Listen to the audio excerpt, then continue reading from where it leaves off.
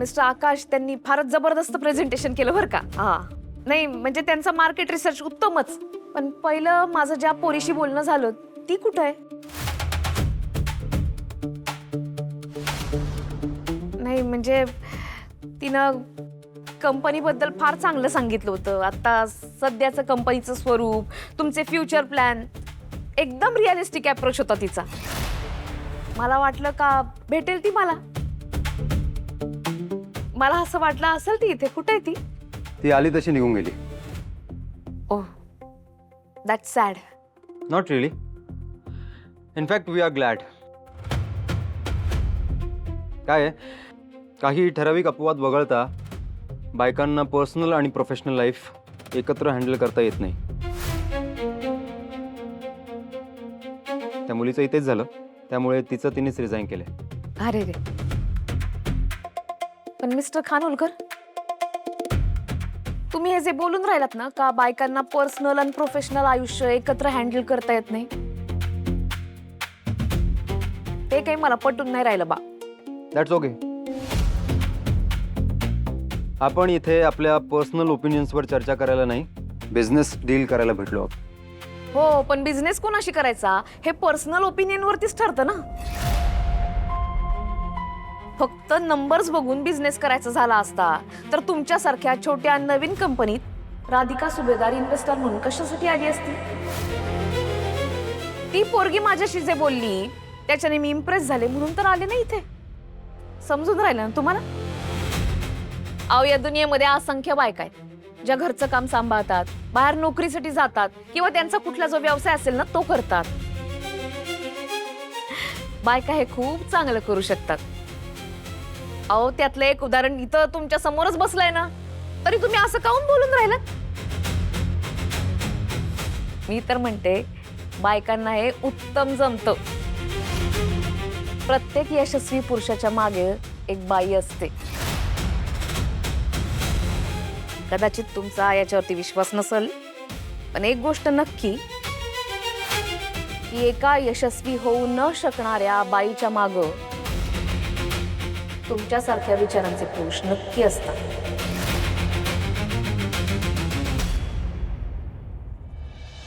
आता तुम्ही सगळे इथं काम करतात पुरुष, तुमच्या घरी बायका असतीलच ना. म्हणजे तुमच्या घरातल्या बायकांना खूप कामं असतील, घर संसार सांभाळत असतील, मुलं बाळ सांभाळत असतील, आई वडील असतील, सासू सासरे असतील, त्यांचं दवापाणी असेल, औषध उपचार असतील, मुलांचा अभ्यास असेल, सगळ्या जबाबदाऱ्या त्या सांभाळत असतीलच की नाही.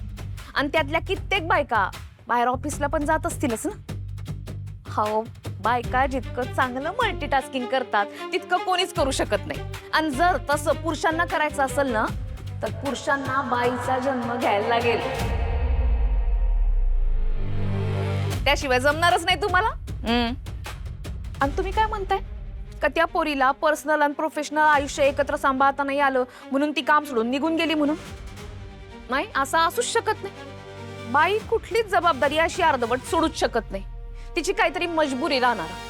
म्हणजे मला असं वाटतं का बायका या दोन्ही गोष्टींचा मेळ घालण्याचा प्रयत्नच करत राहतात. आता तुम्ही मला सांगा का तुम्ही जेव्हा घरी परत जाता तेव्हा ट्रेनमध्ये किंवा कुठल्या तरी प्रवासामध्ये बायका भाज्या खुडत असतात. पुरुष असं करताना तुम्ही पाहिलंय का कधी? नाही, बायका करतात कारण त्यांना घरी जाऊन रात्रीचा स्वयंपाक करायचा असतो. त्यांना त्याची काळजी असते. हा मेळ घालण्याचा प्रयत्न बायका नेहमी करत असतात. तुम्ही काय म्हणून राहिलात का बायकांना पर्सनल आणि प्रोफेशनल जबाबदारी सांभाळता येत नाही म्हणून? अहो मी तर असं म्हणून राहिले तुम्हाला का तुमच्यासारख्या पुरुषांनी जर या बायकांना थोडीफार मदत केली ना तर त्यांचं ओझं कमी होऊन जाईल ना. वेल, कामं सगळेच करतात. पुरुषही तितकीच कामं करतात. पण बायकांना बाई असणं हे सगळ्यात मोठं कारण मिळालेलं असतं कामापासून सुटका करून घेण्यासाठी. रिअली? मिस्टर खानोलकर, इथं येण्याआधी मला उत्सुकता होतीच का बायकांचा इतका द्वेष करणारा माणूस नेमका कोण आहे, कसा आहे हे पाहण्याची. Excuse me. हा, मी ऐकले ना तुमच्याबद्दल. का तुमच्या कंपनीत तुम्ही बायकांना घेत नाहीत नोकरीला, वुमन लीड प्रोजेक्ट अवॉइड करता तुम्ही. इतका तिरस्कार काऊन करता तुम्ही बायकांचा?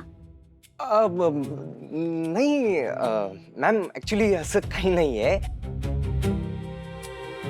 आकाश, तुमचं प्रेझेंटेशन मस्तच झालं बरं का. तेव्हा तुम्हाला बोलू दिलं ना मी. आता काऊन बोलता मध्ये? मला जरा खानोलकरांशी बोलायचंय, तेवढं बोलू द्या. सत्यानाश. मला खरंच सांगा, तुम्हाला असंच वाटतं ना का तुम्ही असं म्हणता का बायका कामामध्ये इमोशन जाणतात, त्या तुमच्या कंपनीसाठी सुटेबल नाही? बायकांचं मला माहित नाही, पण मी माझ्या कामात इमोशन्स आणत नाही आणि तसं वागणाऱ्या लोकांना सुद्धा या ऑफिसमध्ये जागा नाहीये. हे असं बोलणारी माणसं जास्त भावनिक असतात आणि कुठेतरी दुखावलेली पण असतात.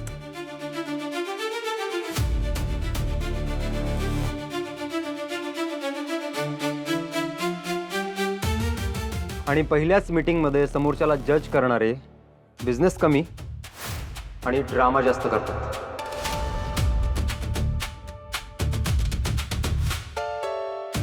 आय एम सॉरी, पण आपण ज्या कामासाठी इथे भेटलो आहोत त्याचा आणि ह्या सगळ्याचा काय संबंध आहे? संबंध आहे. असा कसा नाही? बाईमध्ये आणि पुरुषामध्ये एक मोठा फरक राहते. बाई ना सगळ्या गोष्टी ऐकून घेते, समजून घेते, काही प्रश्न असेल तर विचारते, संवाद साधण्याचा प्रयत्न करते, सगळ्या बाजूंनी विचार करून मगच निर्णय घेते. कॉन्फिडन्स आणि ॲरोगन्स या दोन्हीमध्ये ना एक अनडिमार्केबल लाईन राहते मिस्टर खानोलकर. परफेक्ट. तसाच बाई आणि पुरुषामध्ये आणखी एक फरक आहे. पुरुष रॅशनल विचार करून, स्किल्स बघून मग बिझनेस करतो. उगाच अशी बडबड करत बसत नाही. कॉम्पिटन्स आणि ओव्हर कॉन्फिडन्स यामध्ये सुद्धा एक थिन लाईन असते.